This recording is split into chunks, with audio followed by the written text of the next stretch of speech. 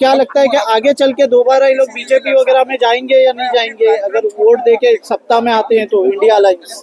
देखिए, India alliance के लोग चाहे कुछ भी हो जाए, ये लोगों को पूरी कौम ने, पूरी भारतीय लोगों ने, पूरे हिंदुस्तानी लोगों ने एक होकर एक इंडिया बनाया है। जी और इंडिया अलायंस में से कोई आदमी नहीं जाएगा, क्योंकि इंडिया अलायंस में जितने लोग हैं उनको, सब लोगों को जो मौजूदा सरकार है उन्होंने बहुत ज़्यादा उनके ऊपर में टॉर्चर हुआ है, ईडी के माध्यम से, टैक्सेस के माध्यम से, तो वो कभी भूल नहीं सकते। और ऐसे समय पर वो कांग्रेस के, इंडिया के अलायंस के साथ रहेंगे। और मैं नागपुर से 19 तारीख को वोट डाल के निकला हूँ। पूरे महाराष्ट्र में, पूरे विदर्भ में, पूरे महाराष्ट्र में कांग्रेस का, राष्ट्रवादी का और उद्धव ठाकरे जी का माहौल है। इस बार 48 में से पिछली बार हमारी सिर्फ एक सीट चुनकर आई थी कांग्रेस की, लेकिन इस बार कम से कम 48 में से तीनों पार्टियों को मिला के 35 to 40 सीट चुन के आने वाली है।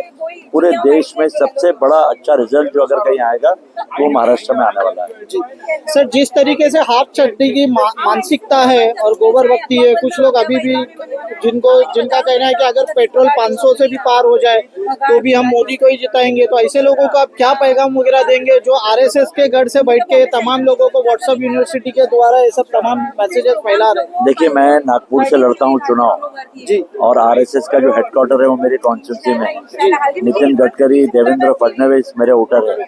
और ये इतना ही नहीं, बल्कि पूरे देश के आरएसएस के जो चीफ है मोहन भागवत, वो भी मेरा वोटर है।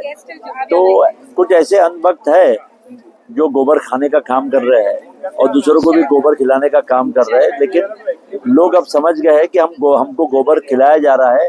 अब गोबर खाने का समय खत्म हो गया है। अब गोबर उनके मुंह पे लगाने का समय आ गया है। और ऐसे समय पर यहाँ हिंदू मुस्लिम सब मिलकर भाईचारा लाने का काम कर रहे हैं, भाईचारा बढ़ाने का काम कर रहे हैं। और इतना अच्छा भाईचारा मैंने कभी नहीं देखा।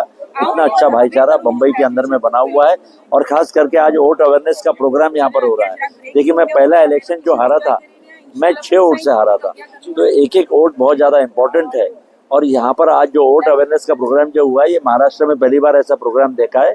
और जरूर इसका फायदा पूरे बम्बई में ज्यादा से ज्यादा वोटिंग होगी। जो पूरे देश में इतनी वोटिंग नहीं हुई है, वो बम्बई के अंदर में वोटिंग होगी। सर, जिस तरीके से हमारे प्रधानमंत्री जी का कहना है कि इनको कपड़ों से पहचानो, टोपी से पहचानो, ये बच्चा पैदा करने की मशीनें हैं, तो ये जो बयानबाजियां वगैरह जो हो रही है और जिस तरीके से हिंदू वोटर्स को लुभाने की कोशिश की जा रही है, इसको लेकर आप क्या कहना चाहेंगे प्रधानमंत्री जी के बयान? हमारे प्रधानमंत्री जी सत्या गए हैं, उनकी उम्र हो गई है, वो 74 साल से ज्यादा हो गया। और उन्होंने कानून बनाया कि 75 साल के बाद आदमी सटिया जाता है। तो मैं ये सवाल पूछना चाहता हूँ कि 75 साल के आप होने जा रहे हैं, तो आपका अगला वजीर आजम कौन होने जा रहा है हिंदुस्तान का, ये पहले ऐलान करे और फिर वो वोट मांगने का काम करे। आजाद इंडिया से बात करने के लिए आपका बहुत बहुत शुक्रिया। Thank you so much sir.